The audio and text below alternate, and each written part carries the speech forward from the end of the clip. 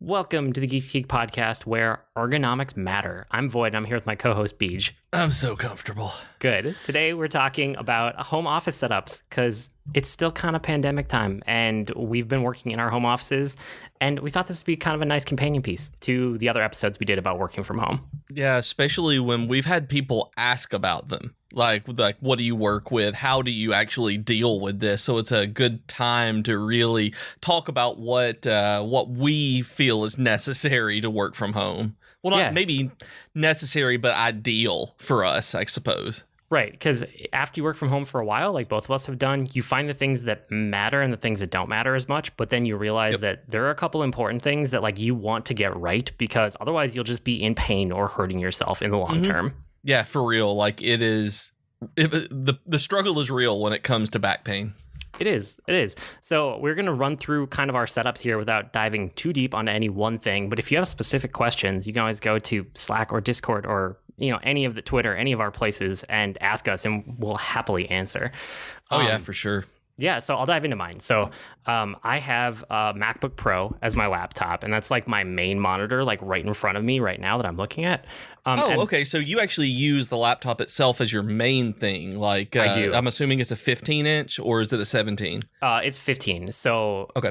I really like having the laptop as the main monitor, because then you never have to change your mode of thinking when you're in laptop mode. Like when I actually pick it up to go to a meeting, which I'm doing all the time normally when I'm like in the office. Right. I don't have to reconfigure in my brain what is where on which screen. I just know that no matter what setup I'm on, my like laptop is like my main monitor for the things that I do on it, essentially. Okay, I understand that. Yep. So that's my main monitor. And then right to the right of it, I have one big monitor. So I know plenty of people that do like multiple monitor setups, or they do one that's horizontal and one that's vertical if they're a developer, or they do code a lot. For me, I've found that I like having a second external monitor with my laptop, but I like just having one big one instead of multiple. That seems to work really well for me. So my second one is a 27-inch, and it's the Apple Cinema display that they don't make anymore. And I love this monitor. It's like my favorite external monitor that I've ever had. I've never had one of the Apple hardware monitors like that, but I've seen them and they're gorgeous. That I remember when that one in particular was new, I saw it in an Apple store and I was just blown away at the quality of the image on it. Yeah, it's ridiculous. So, like all of the extra stuff that they do on basically like all of the Mac laptops for just like image quality and how many pixels per inch and all of that stuff, they do that on this monitor. So this is a ridiculous monitor they don't make anymore. And one of the reasons I haven't upgraded my laptop, even though I'm probably due soon, is because I would have to figure out how to work with this monitor, because I don't want to switch to a different external. Like I love this cinema display. It's fantastic. Yeah, that's understandable. Yeah, so that's like one of the considerations I've had. The other thing that's like key about these monitors and the setup here is that I have a laptop stand. And that's one of the things that I've found is, one of those key things that you absolutely need if you're going to work on a laptop. Because monitor placement, you want it at your natural eye level. If you don't, you are going to hurt your neck or your back. And you won't feel it right away, but you will hurt, and it's going to suck, because I've done that before, and I promise it will happen. Now, just for me, I don't have a laptop stand. Like I have a MacBook Pro 15-inch that I'm on right now, actually, as we record this, but I don't have a laptop stand because it's not my main computer. Like it's not the main one that I'm working on like I thought it would be. And so I don't have a stand because it's one that I swivel to and do something on and then go back. So, and it is lower than my my eye level. It's the only one that's actually lower. Like all of the other monitors I have are eye level. This is the only one that actually isn't, because I don't use it as the primary thing I'm doing day in and day out. When I do that, I stack it up on something because I don't have a stand, but so it is at eye level. But I don't have a laptop stand just out of space issues and that it's not the number one thing. But if it is the number one thing you're doing, oh my God, yes. Hardcore, yes. Well, and for any of your setups, this is with a laptop or without one or any monitor, like the trick to figuring out where your monitor should actually be and how high it should be is you put your feet flat on the ground and you face forward into wherever your main monitor is. So don't worry about the other monitor because you kind of just match it up, roughly. But your main monitor, you face your main monitor and then close your eyes and just try to like relax all your shoulders and your body and sit up straight. And then look straight ahead with your eyes still closed. And then you open your eyes. And whatever's right in front of your eyes, that is where your monitor should be. That's like the shortcut to figuring it out. Yeah, you absolutely don't want to be like craning your neck up or down as your main focus during the day. You may have a monitor higher up and lower down where, you look at them as a secondary task. But when you're doing this day in and day out, you will hurt. You will like get cramps in your neck. You're going to get where your shoulders tense up from where it's trying to support your neck looking up or down, and you're pulling the muscles up. It is not a good thing. So just, like you said, just straight ahead is by far the best thing you can do. And if that means that you put shoe boxes underneath your monitor for a little bit, do it. I have done that, and textbooks and everything to raise stuff up. Oh yeah, we have plenty of people at work that, in the office, we have a lot of vendors that tend to send us catalogs that none of us use because we're all digital. And so people just take those catalogs and use those to like build up their monitors to be at the right height. It's funny because you look around our office and probably 2/3 of the people have that instead of an actual stand. So whatever works for you to get it up higher. And then, so outside of like that kind of main setup, the other things that I have around here, I have a keyboard and mouse that are, external. They're separate from the laptop, even though my laptop is driving this whole setup. But these two just live here. They just stay here all the time at home. And then I have a matching set at work. So when I go between home and work, I have the exact same setup in both places. So I have like a redundant set of, mouse, keyboard, mouse pad, that kind of thing in both places. And I like having a really big mouse pad. I've found that actually helps ergonomics a lot because you don't feel like you're so constrained to where your mouse has to go. It gives your hand more like freedom of movement. And just the first time I switched from a standard mouse pad size to a big mouse pad, I noticed that like my shoulder like tension just went down a lot. So I've always done that going forward, is I have like a bigger than normal mouse pad. I have not got the desk room to do that. Otherwise, I would totally be on board with that because I've used them just out and about when I've been on other ones, and they're really nice. I have my World of Warcraft Cataclysm Collector's Edition mouse pad, which actually is very annoying because of the desk setup I have. I'm constantly moving the mouse pad around. So once I get a bigger desk, I'll absolutely do the bigger mouse pad where I don't have to worry about it anymore because it's a pain. Yeah, and I don't have one of those gigantic ones that takes up your whole desk space. I know other people who do, and they like that a lot. But for me, I've always found that like the Steel series, they have a really good size mouse pad. So I've just bought that over and over again. It's bigger than typical, but it's more horizontal than vertical too. Okay. So it's almost like a 16:9 like you would see on a monitor, So it kind of has that general shape to it. So I like that one a lot. And then I have a flat, straight desk because I really don't like desks that curve or are corner desks or are L desks. I've tried those over the years, and I always end up doing something dumb without intending to. I'm curious because I can just see you like swiping stuff off of the desk when you turn around to the L or something. I'm It's not even like that. It's subtle. It's like I will set up in a way that seems to be correct just based on like, okay, well, this curves around, so this should probably be here in the center and that should be there. And then a month or two later, I'm like, oh man, why does my neck hurt so bad? Or why is my back like bothering me? Or why does this part of my arm feel so tense? And it's always been because of the curvature of the desk and the way that I end up adapting to it without realizing that I am. So it's nothing dumb like in the moment, but it's this like long-term thing that affects you.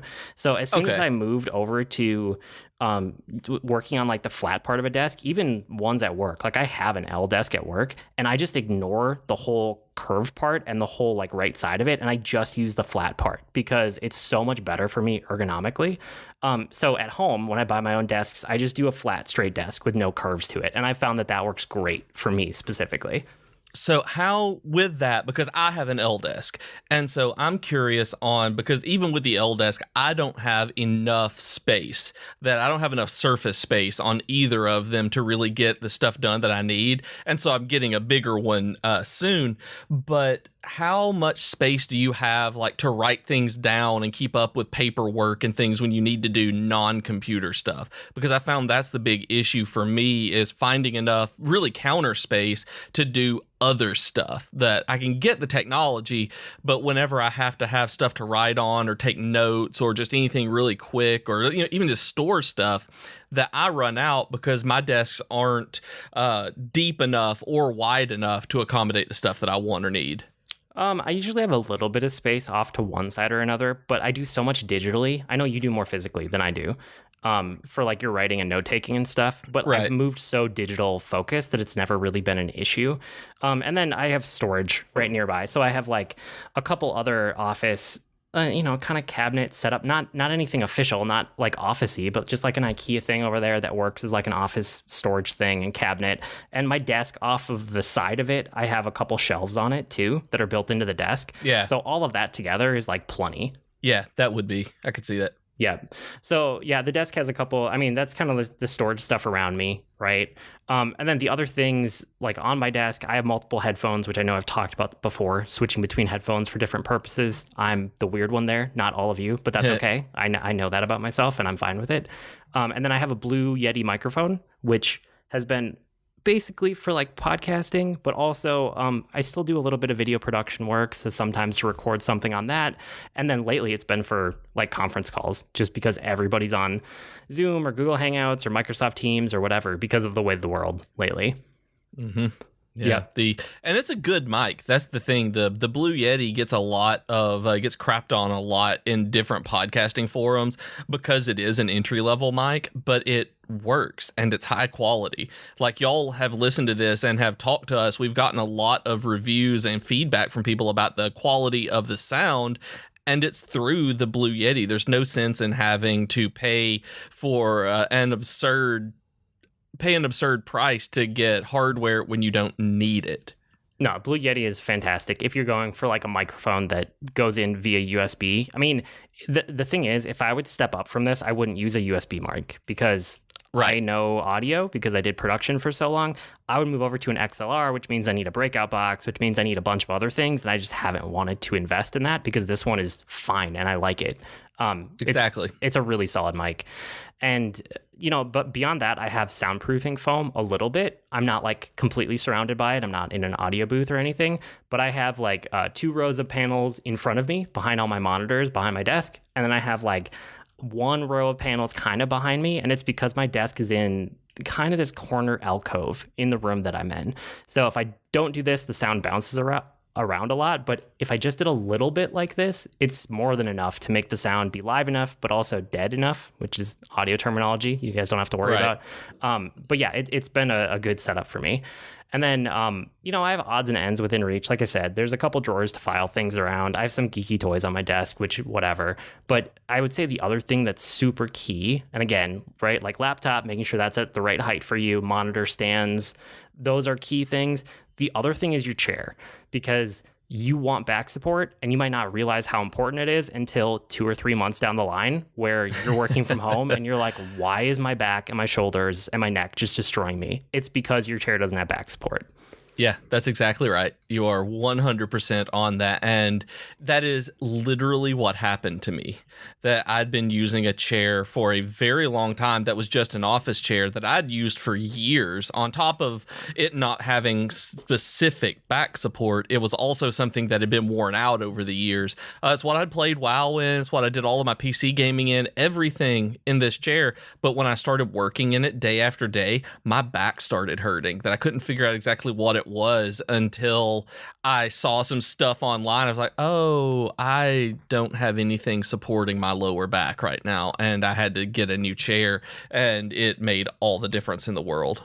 Yep. And there's a huge difference between having one that you sit in occasionally or that you game in at night versus one that you're working in all day, every day, which is what you just said. That's important to note, because I've had that same situation where a chair works fine for me for a long time. But then if you're going to work from home and sit in it every day, it's a completely different game that you're playing at that point. And it's a completely different position that you're in. That chair is why that's the case. It was like I find myself sitting in completely different spaces, even in the same chair, than when I'm gaming or when when I'm working or podcasting. It's like when I'm podcasting and working, I'm actually sitting in the chair right now, sitting up with my legs crossed in the seat, where I don't do that when I'm gaming. I'll be lounged back a lot more, and it just changes the way that you're using the chair, and you don't realize that until you've done it day in and day out for a while. Yeah, absolutely. And so if you run into that situation, there's two things you can do. One's obvious, buy a new chair, right? If you can do that, if you can afford it, if you can find the right chair and make it work for you. So the one that I have that I really like, and I've had this downstairs on like my casual computer, my gaming rig, my server, like my main like play computer for home for a long time. And I finally just had to buy another one because I've been working from home for the last like month and a half now. And I got the same one that I had downstairs because I love it. It has built-in back support. It's just kind of like mesh. It's not like overdone or leather or anything fancy, but the mesh is like, you don't get sweaty. It's like cooling enough. And then the other thing I love about this chair is that the arms fold up and down, because a lot of the times I want a chair without arms on it so I can move around a little bit without hitting the desk. And then sometimes you want arms so you can like sit back and have like arm support and like look at something for a while. So the fact that these arms can flip up and down is amazing. I love this chair. And for me, it's not that the arms flip, it's that they move up and down, where I can completely get rid of them for the most part, where I don't even, that's what I meant. There's no way I can reach them. But I was thinking like airline seats when you said flip up and down, the ones that like are on the lever pivot, where it's just they completely line up 90 degrees with the back of the chair versus. They do. So that's what I'm talking about. Mine just raise up and down, just completely vertically, the perpendicular to the back of the chair, just up and down, perpendicular with the floor. And that's all that I need personally, because I don't care about not having them at all.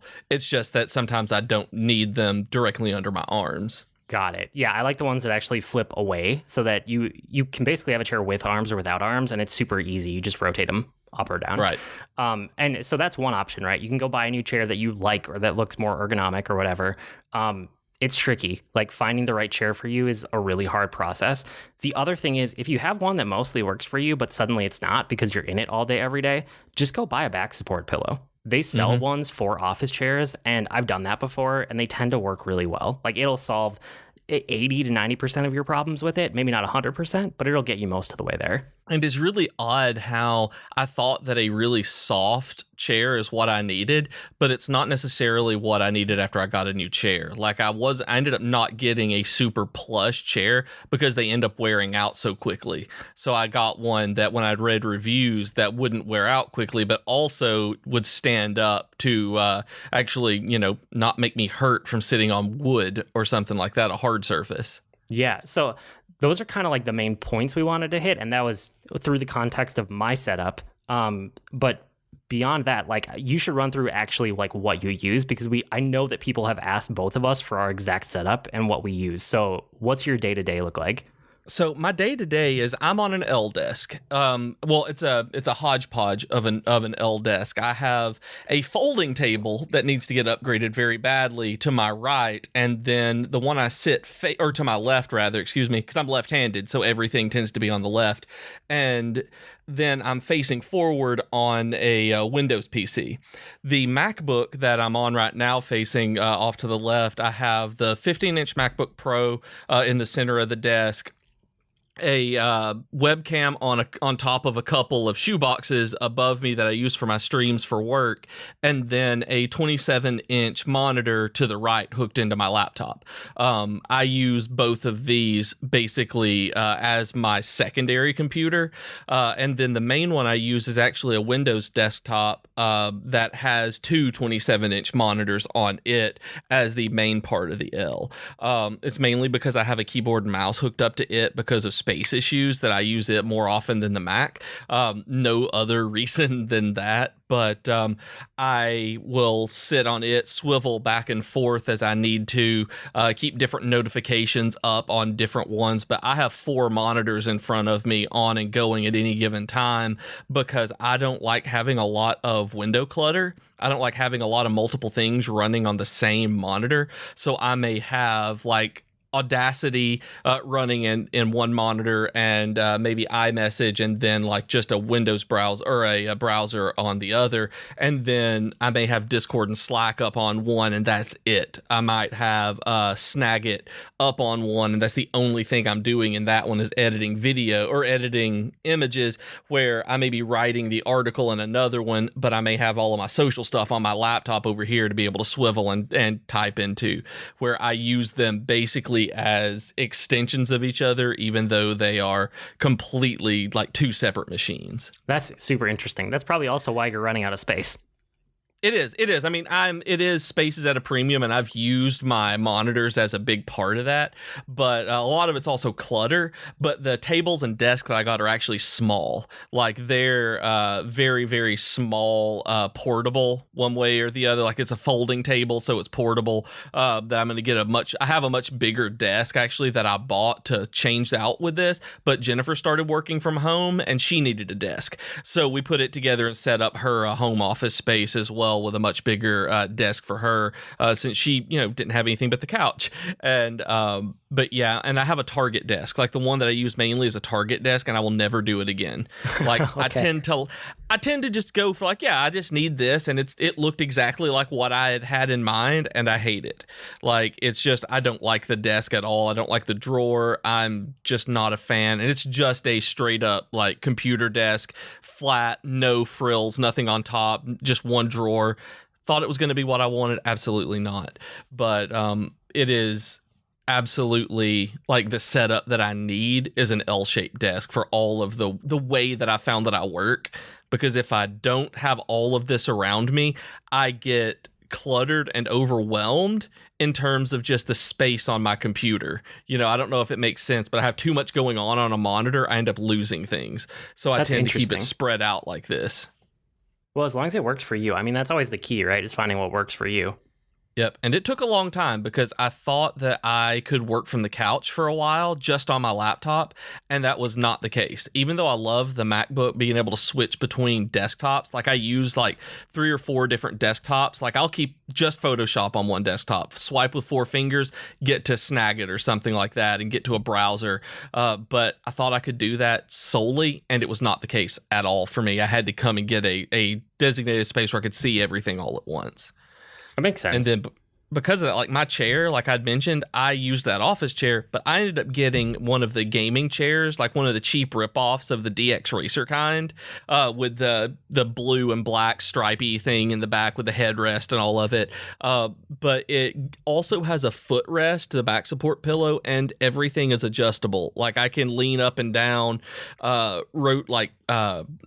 not rotate it, but angle it up and down, use the back and everything, but it has a footrest on it, which is amazing. Like just being able to do everything. I love this chair. That's really cool. It was about $100. I mean, most office chairs, you're going to spend money on office chairs, and this is one of the cheapest ones I could find, but it also works really well for what I need. The microphone, I actually ended up upgrading from the Blue Yeti, because of work. I would still be using it, but work wanted me to use the Rode Procaster mic. They sent that a stabilizing arm, boom arm with the stabilizer on it where the mic doesn't jostle when other things do, and a Scarlett 2i2 USB hub, because this is I don't even know the term for it. It's an actual mic plug that you have to use into it. XLR. Yep. So the mic is XLR, but the hub it goes into is USB.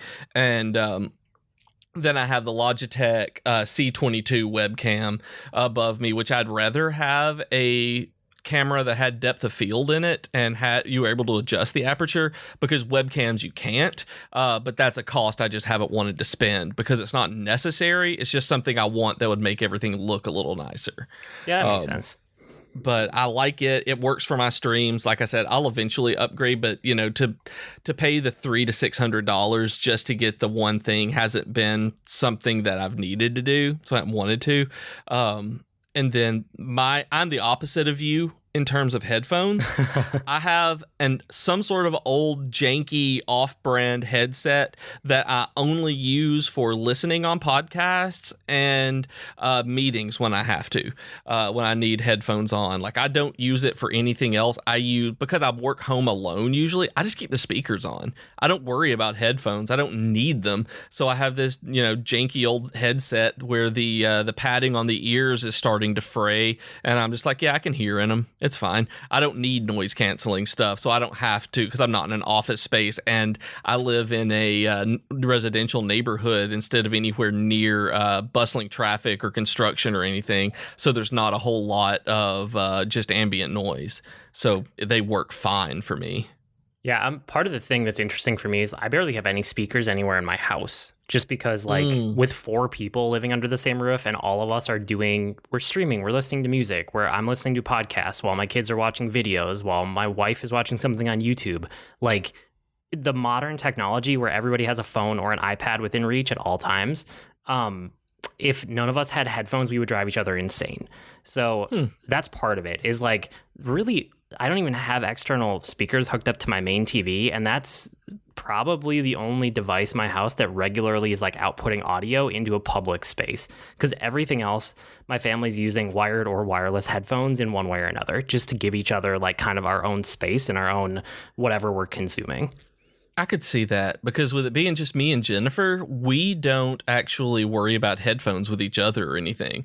It's like, she'll be on the couch. We may have the TV on and watching it or something. If she starts a video or I start a video, we just keep the volume like slightly down, but we'll just blast it in the air. Like, we tend to be on the phone on speakerphone, because it's just the two of us. And it doesn't really bother the other.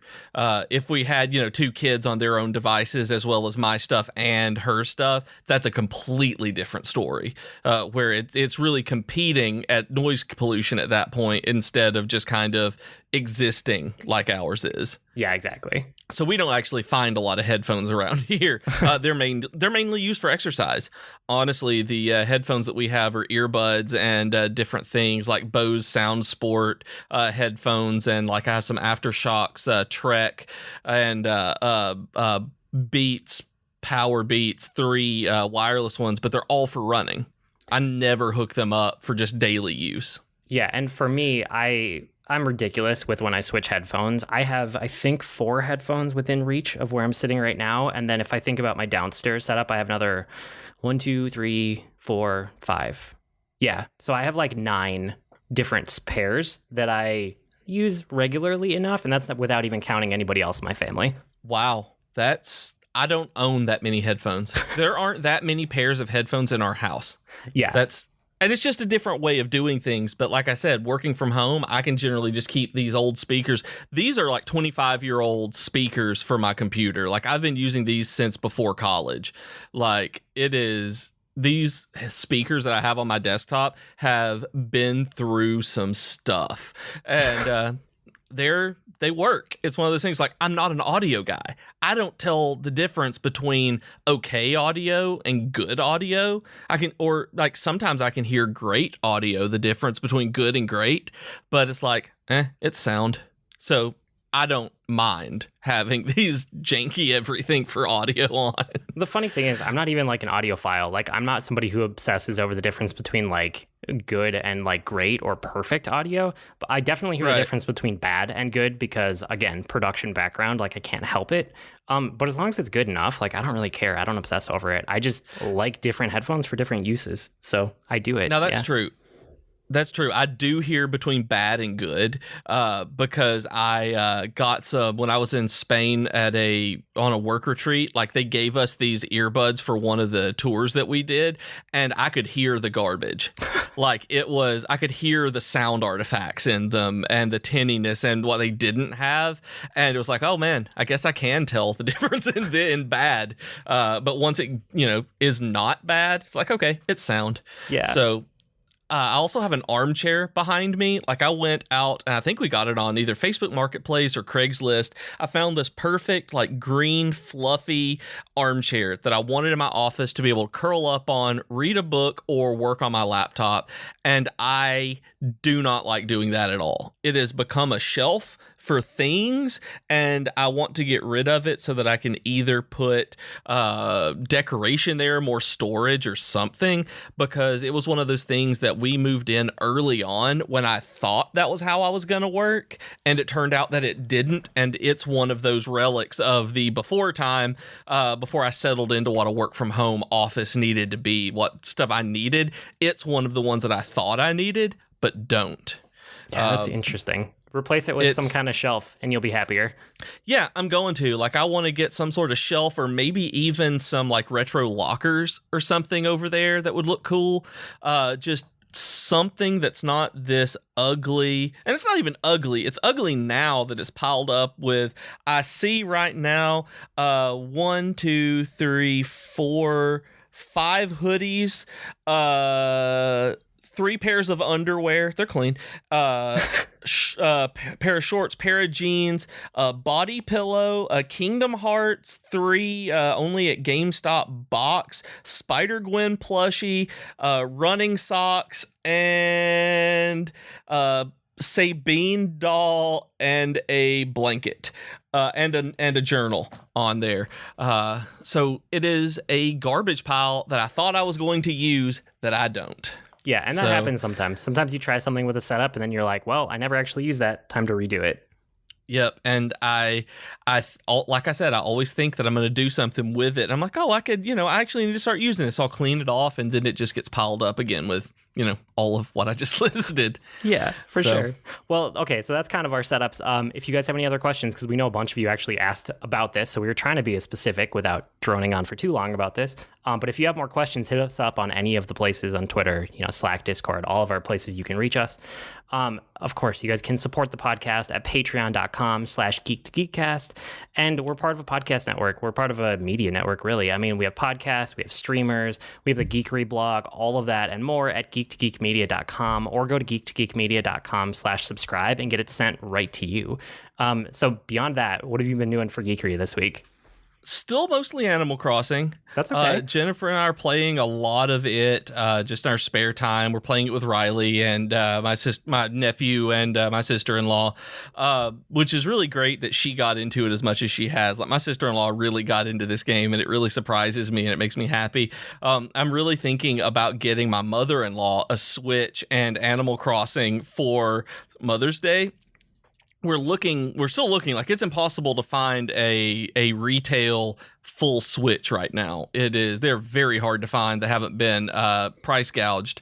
And so we're thinking about this because yesterday we were talking to her about Animal Crossing on the phone, and she started talking about a mobile game that she plays called Township.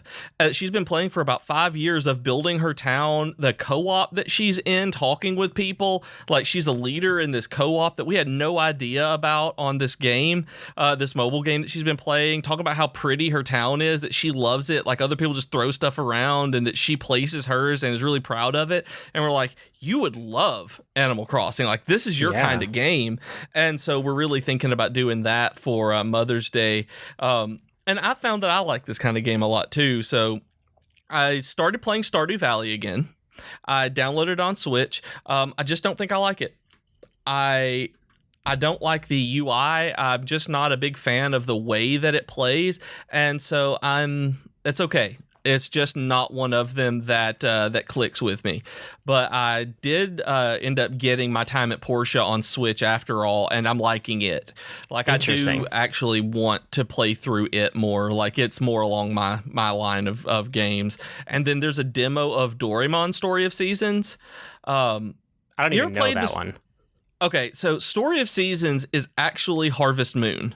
Harvest Moon, Yep, okay, no, I'm remembering. I didn't know the Doraemon, but Story of Seasons is familiar because Harvest Moon is in a really weird spot at the moment. Yes, it is. Like, a few years ago, the American publishers lost the name to Harvest Moon, and the people who own it started putting out a series called Harvest Moon, but they're not actually Harvest Moon. And so the Story of Seasons games are done exactly like the Harvest Moon games. They are by the same people and everything. They're just a different name in America, and they're not the different name in Japan. It's just in America that this happens, or English speaking countries. And so it's really weird, but there's a Doraemon tie-in that is on Switch, and there's a demo for it that's really weird, but it's really neat. I don't know. It's a beautiful game.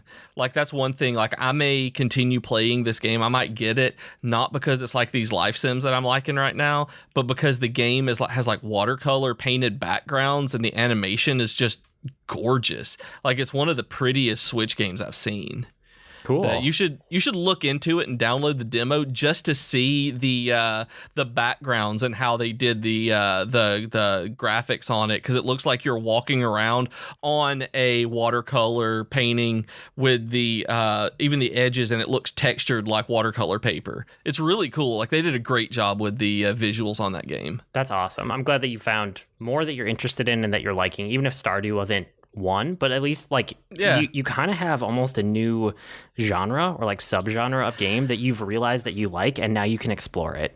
I can explore it. Yeah, that's the thing. It's like I'm trying not to go like all in on trying to play these, but it's like I want to explore because there are so many games that I don't know about that I've found that maybe I like this kind of mechanic. So I want to explore and see what is out there for them. So I'm playing demos, that kind of thing, a bunch. Totally. And then my nephew wanted me to start Pokemon Sword. So I finally started Pokemon Sword this week. We've been playing together. The link trading on it is awful. Did you ever try to trade with someone specific on there? I've heard horror stories. I haven't tried to do it, but I've heard bad things. We couldn't figure it out. It's like we just couldn't figure out how to line up and trade with each other. So it stinks because we want to, and he's got Pokemon that he wants to give me, and I'm like, yeah, I want them, and we can't until we're local and can actually just link up locally. But it's a fun game. I like it, but I'm not sure how I feel about it yet. Like, I think I like Ultra Sun and the old one, and even Let's Go Pikachu a little bit better so far. I think I do too. The pacing in Sword and Shield just didn't. I mean, I didn't beat it, right? And like, Did you not? I thought you did. No, I try every Pokemon game, but I tend to bounce off about 50% of them, and it's not even like every other. It's not that I just get sick of it and I need more time. It's really just like which games grab me and which ones don't. So like, I played, X and Y I beat, and then I liked Sun and Moon. I beat that one too, but this one's just like not doing it for me for whatever reason. Yeah, and I like the mechanics. I like the whole wild area and stuff like that it's got going on. But I think part of what makes me not want to play this game is the rival. Hop is so annoying that it's like I cannot stand this character that they're making me traverse the world with, and I'm just like, man, just go away. Just let me do my own thing. Let me get my Pokemon. And Let's Go actually spoiled me on being able to catch Pokemon. Like, this one's really annoying on having to knock them down again. It's the traditional way of catching. And I'm just like, man, give me the casual way. That's more fun. I kind of think I like it better too. Like, yeah, maybe I should go back and play more of Let's Go Eevee and Let's Go Pikachu, because that game's really good. It's really good. Like, I honestly think that Let's Go Pikachu is my favorite Pokemon game. And it's not even, I mean, I've heard a lot of people who are like real Pokemon fans dislike it for a number of reasons. But as someone who's casual to the series, like, especially now that Sword is out and I can compare like Switch versions, I think that the Pokemon Let's Go games are a better fit for this console. Yeah, I think they might be too. I mean, I could argue it both ways, but I like those games a lot. I could absolutely see it both ways. But yeah. But for me, the way that I play, I like the Let's Go, I think, a little bit better. But we'll see how far I get into this one. But we'll see. It's fun so far. Cool. Yeah, for me this week, I tried a new card game, Fox and the Forest Duet, which you tried Fox and the Forest, right? Yeah, we've got it. We really, really like it. Okay, so we like that one too a lot. And Fox and the Forest Duet just came out in the last couple months. I don't know the exact release date, but it's pretty new. And it's the same idea except co-op instead of competitive against each other. And it's really fun. It has a different feel to it, but a lot of the core is still there. So it's still a trick-taking game. It's still 2-player only. And it still has like 3 suits of cards. Each of them have like different ones that have different powers on it. And some of them are just numbers. Yeah. Some of them have powers that like affect what happens during the trick. But you're working together you have this little like mini map, this mini board, and there's like a path that goes down it. And so there are these gems along the path, and your goal as a team is to land on every like spot to pick up every gem. But you don't want to fall off either end of the path. So you don't want to go too far one way or another. And there's more to it. There's a little bit more intricacy to the actual like moving along the path and how you pick up stuff. But that's the basics of it. It's really fun because you're not allowed to tell the other person what cards you have in your hand. And that's kind of where like the core rub of the game comes, because you could be like, okay, let's try to move towards me because this gem looks really good. And then you put down your card and hope that like they understand what you're trying to do. But you're not allowed to say, I have the whatever of whatever in my hand. You know what I mean? Yeah, that's really cool. Like, you say that, and I've pulled it up so I can just buy it whenever we're done recording this.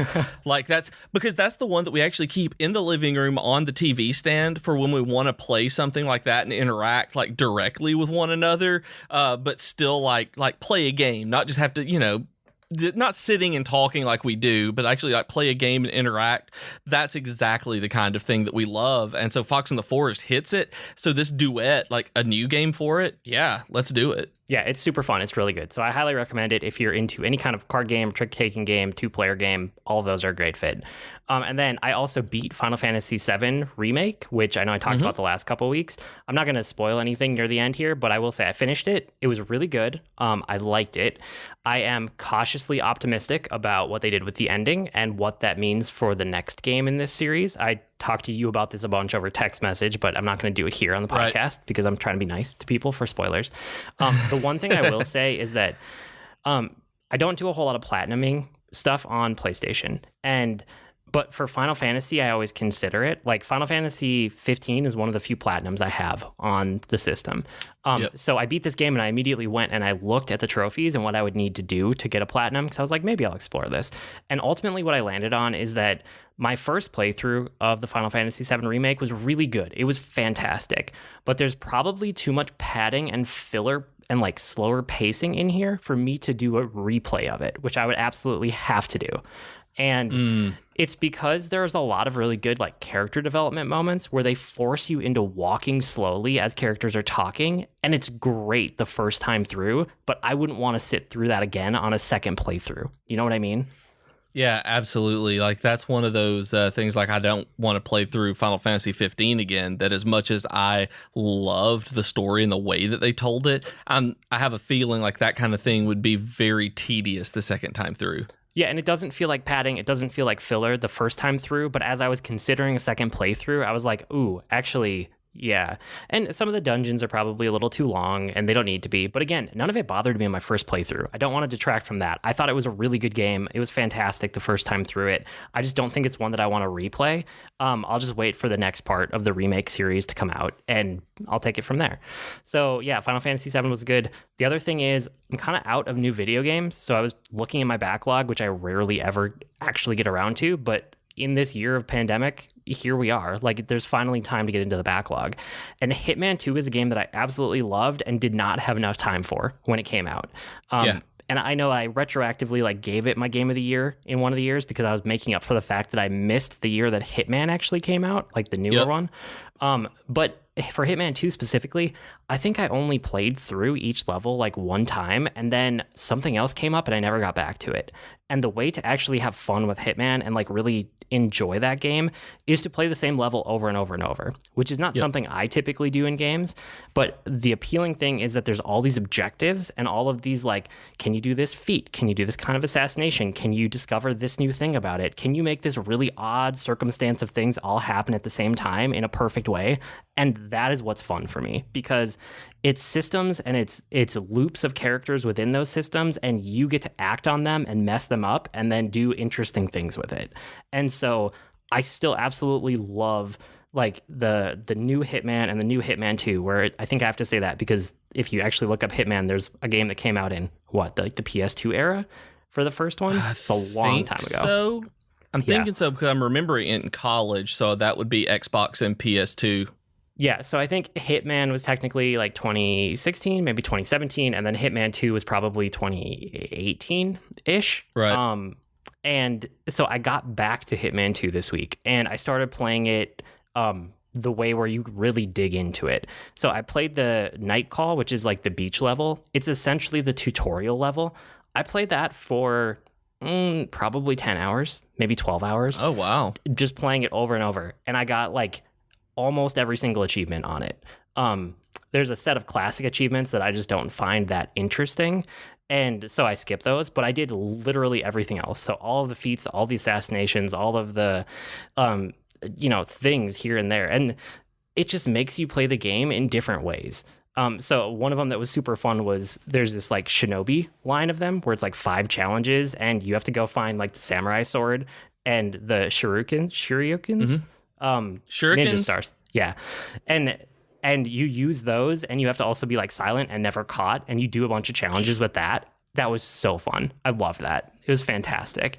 So yeah, I've kind of like 100%ed the beach intro level to my satisfaction. And it took me a good 12 hours to do that. But it was so fun the entire time I was doing it. And that's what matters. Like, you've played it and now you've gotten what you want out of it. Do you think you're going to go back and do that with other levels now? Yeah, I absolutely am. So I started digging into Miami, which is the first like main real level of the game. And I don't know if that's the next one I'm going to dig deep on, but I'm starting with it because I have a good memory of it and I kind of like that level. But the other thing is that there's an expansion pass that came out that adds like 2 or 3 new levels to the game that I've never even experienced. So maybe I'll jump ahead and try those out instead. So I don't know. Now, I don't know the next level that I'm going to choose to really dig deep, but I want to pick one of the main ones because they're so much more complicated and then just probably pour like 20 or 30 hours into that one level.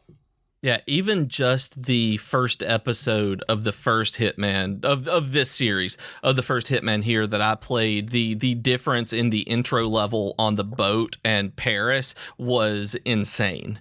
That just how much more complicated and expansive the level got. So I can't even imagine just beach versus Miami in this one. Yeah, and in the original Hitman, not original, but in the first Hitman in this series, I 100%ed that boat level, the tutorial that you're talking about.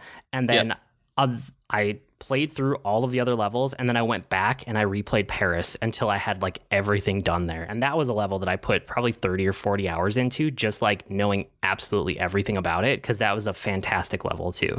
But it's just super fun. It's just totally different way of interacting with a game, right? Because you can play through each level one time in this Hitman series, and the whole game will take you maybe 6 to 8 hours, maybe. But that's not what it's set up to do. It's set up to be like, wait, how do I use the fish tank to take out one of the targets? Like, how do you even do that? Like, and it just gets your mind going in a super fun way. Yeah, where these are action games and they're stealth games, but in a lot of ways they're puzzle games. Like, they have that puzzle foundation where you have to figure out what is going to like set off this series of dominoes. Yeah, it is a systems-driven puzzle game that is also like a strategy game in a way, but the way that you execute it is through action combat. So it's kind of a little bit of all these different things that I like. And it's just like, I don't even necessarily play this kind of game, but they're fun. Like, this is one where I probably wouldn't spend 20 hours on a level, but I would totally spend the 12 hours or so that it would take me to beat the game. Yeah, so they're good. I can still highly recommend those, but that's the backlog that I'm getting into at the moment. So if I continue to dig in, I'm sure I will have more examples to bring up in future episodes about whatever level I pick and all of the little challenges in there. So I'll take some notes as I'm doing it. Yeah, I want to hear about it, especially the expansion pass levels that you haven't gotten to yet. If one of those is one of the ones that you end up digging into. Haven't even touched them yet. That's probably it for this week, guys. You can write to us with comments, suggestions, or feedback. Our email address is geek2geekcast@gmail.com, or reach us on Twitter @geek2geekcast. We also have great discussions on Slack, Discord, and Reddit. You can go to geek2geekmedia.com for invite links, and while you're there, make sure you check out all the other content on the network. I blog at agreenmushroom.com, and you can find me at grnmushroom. That's green mushroom without the E's on Twitter. I'm also on the Disney Forever podcast, where we watch and react to a different Disney movie every week. And I'm on Twitter as @Professor Beej. That's Beej with 2 E's. And you can listen to me even more on the Dragon Quest FM podcast about the Dragon Quest RPGs. We've been Void and Beej with your Geek to Geek podcast. That'll do it for this week. See you next week, geeks. Bye, geeks.